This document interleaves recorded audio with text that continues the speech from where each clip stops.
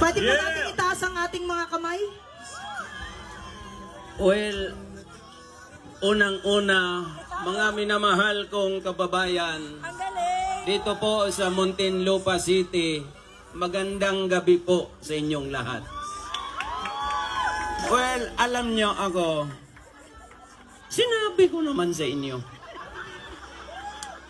nagasakit talaga yung dibdib ko makakita ng mga Pilipinong naghihirapan.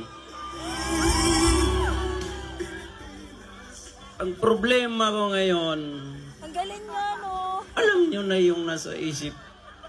Pero sabihin ko sa inyo, anuman ang mangyari, mahal na mahal ko ang kapwa ko Pilipino. Mahal na mahal ko ang bayan ko.